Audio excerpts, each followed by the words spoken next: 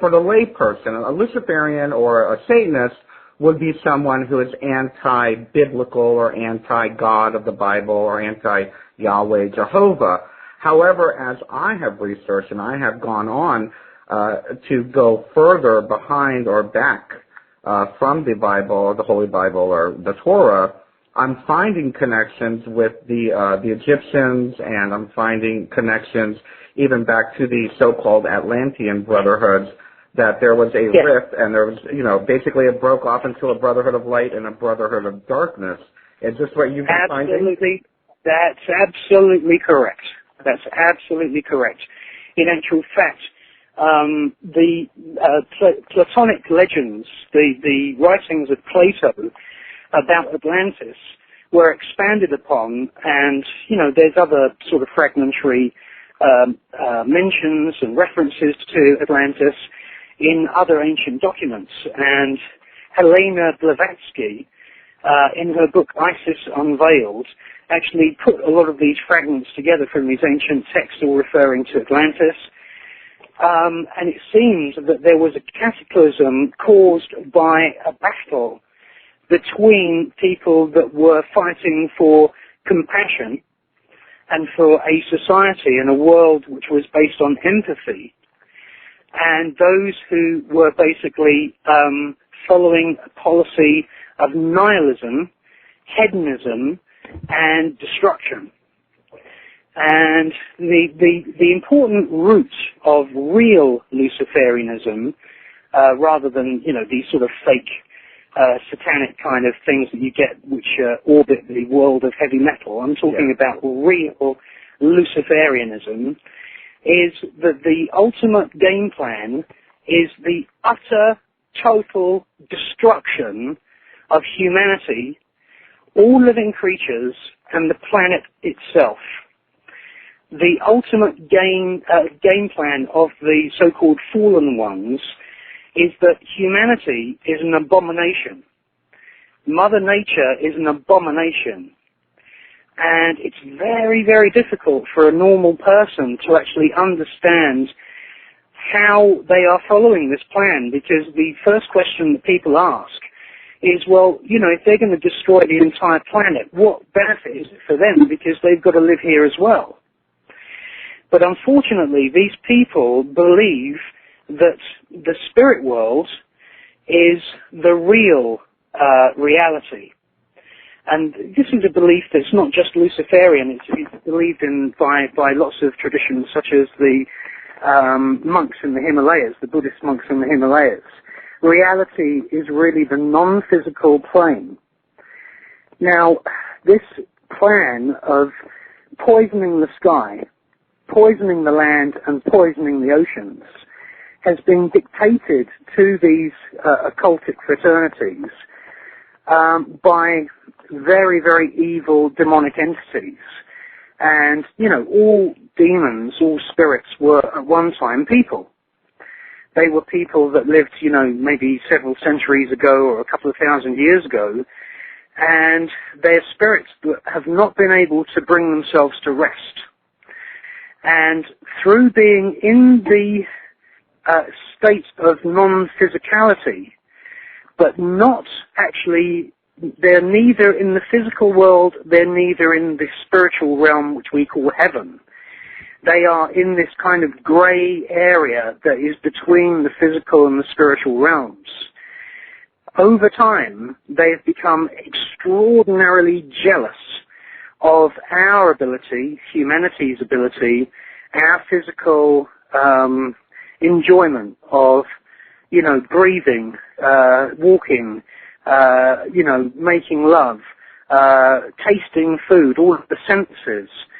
And this is really the root problem that you find with spirit possession. Spirit possession is where one of those spirits is so jealous, it's actually injected itself into somebody's body and is actually trying to relive its life and trying to re-enjoy physical pleasure. And it feeds off of emotion, both good and bad emotion.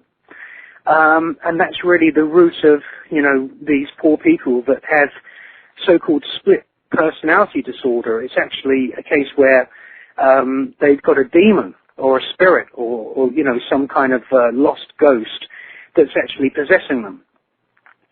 And unfortunately, several of these demonic entities make up what you call the hierarchy of hell.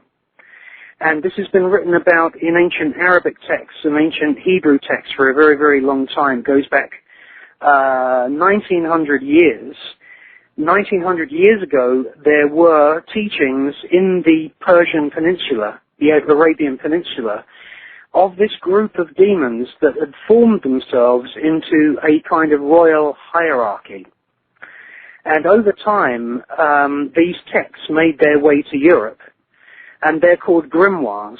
And the most famous grimoire is called the Galatia, and it describes a hierarchy of 72 demons, which have various royal titles, such as Duke, Earl.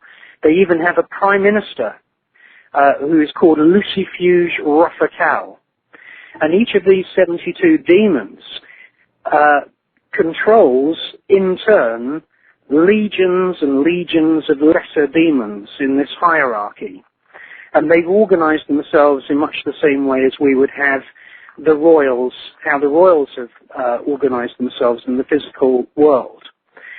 And unfortunately, a lot of these occultic groups, even though, for an ordinary person, what I'm saying sounds absolutely crazy, the point is this: it doesn't matter whether somebody thinks this is crazy or not.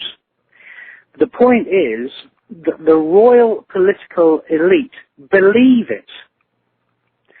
And they are following a plan which is obvious whenever you just sort of take a look in the newspapers and on television. And what they are doing is that they are actually actively destroying humanity and the planet. Which is very obvious. In a nutshell, that's what I call real Satanism and real Luciferianism. And their members are taught to lie. They're taught that, telling the truth is for saps.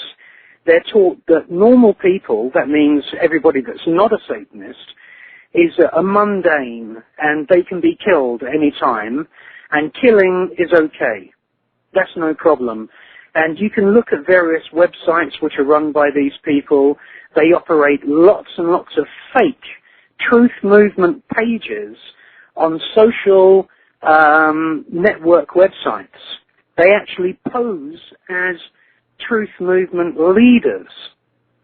If you want to look at some of their websites, you can do a web search for the Order of the Nine Angles, and there you will see on their website that they condone and even encourage the killing of normal, everyday people. And I'm afraid, even though this might sound mind-blowing for people that are new to this knowledge, this has been going on for a very long time, and this is the plan. And the New Age movement, which would, has basically been very, very popular since the late 1960s. We've had a lot of books written recently saying, if you love Bush, if you love Blair, if you love Brown and Obama, love will heal everything. Well, there's a lot of truth in that. There is no question that there is a huge amount of truth in that. It's an incredibly powerful force. But in the meantime, while the New Age gurus have been telling everybody to love these people who are basically mass murderers, building an enormous army